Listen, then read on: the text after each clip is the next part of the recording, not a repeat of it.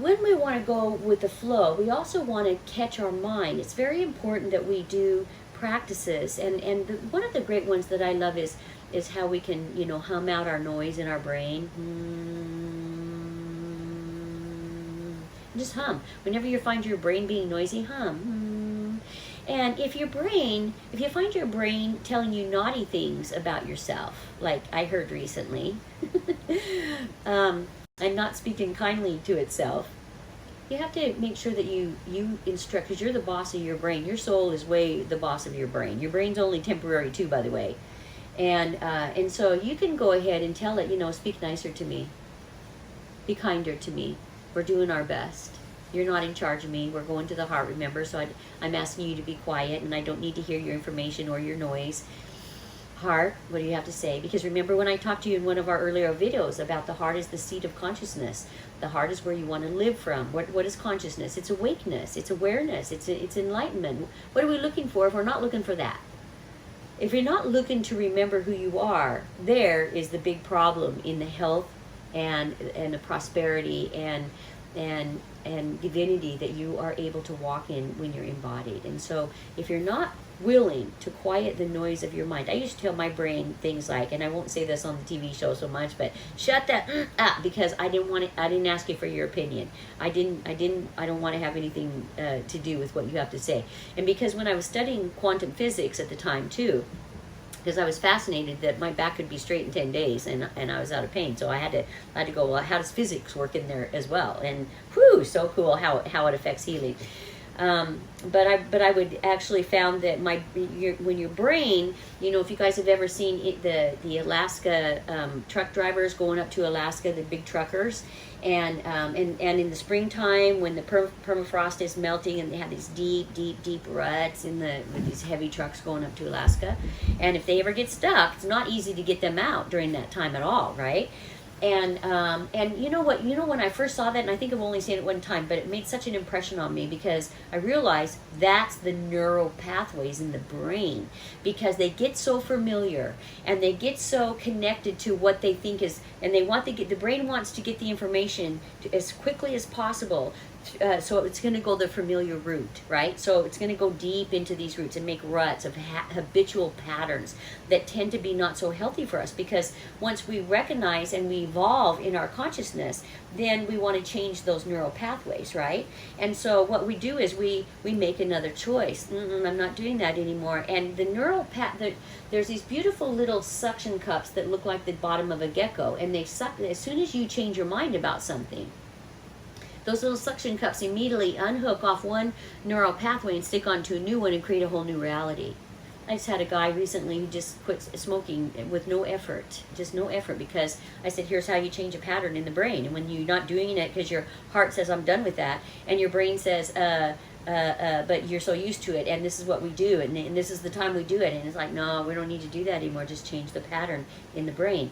And I used to change my furniture around before my kids came home from school for a while, and they'd come home and say, didn't you change the furniture around yesterday? And I'm like, yeah, but I don't want my brain to get a habit. I was definitely working on never have to hurt again by unplugging my brain from everything except God. I just wanted to know me and God. And I knew that if I wobbled out of it, I wasn't going to make it anymore, and I wasn't going to ever do that again. So it got to be a point where, you know, when I found something Mother Teresa said, that you see in the final analysis is between you and God, not you and anyone else anyway. I found that very helpful to me, because it's not even between me and my husband, it's between me and God. It's not between me and my neighbor, me and my president, me and my best friend. It wasn't between any of us. It was between me and God. And I had to make that good, because I didn't want to hurt anymore, right? Which is why I named my book that, because you just don't want to hurt anymore. Enough is enough, right? So I like to, to recommend that you practice whatever meditation techniques that you can, blank your mind.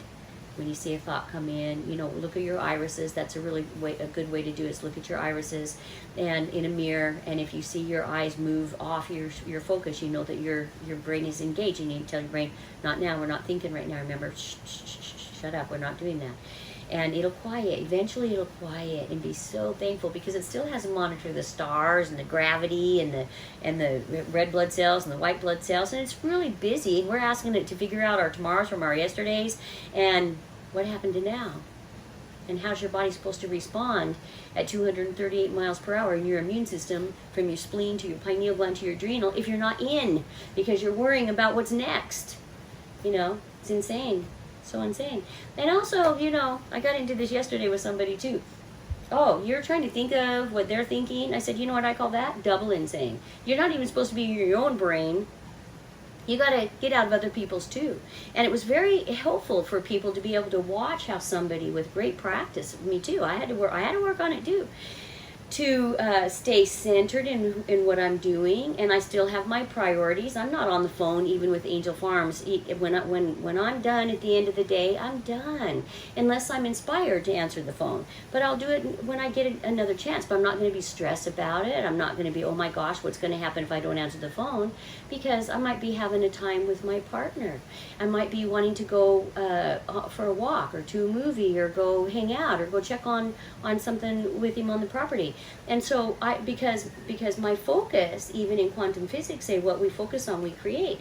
You got to make sure that you have focus on those things that are important to you, including your love, your connection to source, and your connection to your partners and your families, or whatever is important to you.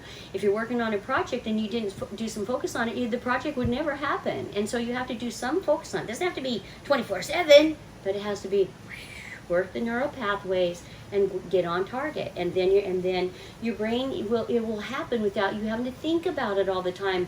And how am I going to get that done? What's going to happen next? And go into insanity again. Okay, so it's very important.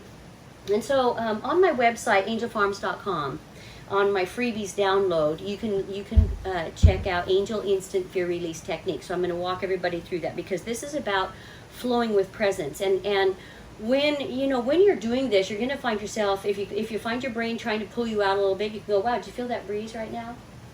I'm totally present, right? So it pulls you back in. So what you want to do is understand what definition of fear, F-E-A-R, fantasized emotion appearing real. Where's our fear center? And so you can imagine yourself getting into the front seat of a 12-story roller coaster, and you're going to go click, click, click. I found that so that the car doesn't go backwards, right?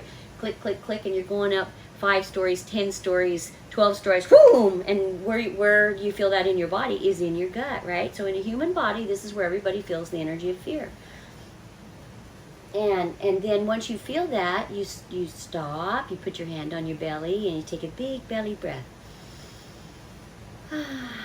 Because what that does is it activates your magnificent shelf organ of a diaphragm and stops the adrenaline fight or flight response.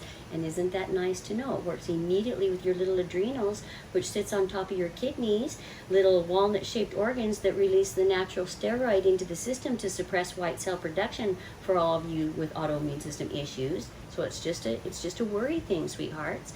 And then you ask yourself 5 questions. So what do you hear right now?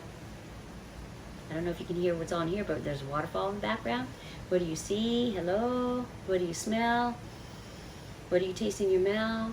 Just notice it. What do you feel on your body? In this moment, what do you have to fear? And the answer is always nothing. No thing. And imagine your life with nothing to fear ever again. How will that change your life? Right? Be a fearless God goddess, right? That's what we want. And then you ask, then you say this mantra, okay? So this mantra is, where I am, God is. Where God is, I am. There's an ancient passage where God said, my name is not I was. My name is not I will be. My name is I am right now. And this great divine presence wants to express itself more through you, but it can't do it when you're not in. And your immune system can't catch you either. So it's very important we understand these things when we got things going around on our planet right now. We need to have really strong immune systems. Okay, and so meditation is the art of living a life in presence. Okay, so you meditate until you're always meditating. That's the power of presence and flowing. And quiet the mind. Shh, shh, shh. Doesn't need to be going all the time, and especially if it's not talking nice to itself. You need to make sure it's saying, I love you and we can do this. We can come back into presence. We can be peaceful and then get a lot more done when we're at peace. Okay? And also, just one thing at a time.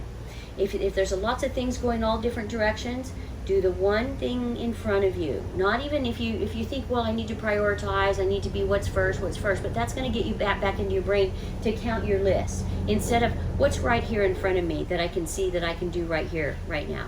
And then the next thing will be what's in front of me next, but not, over there. And no, but what is in front of you right here, right now? Because there's God. There you are, not someplace else and not what's next. And that will bring you peace. That also is a meditation technique. What is in front of you right now, okay?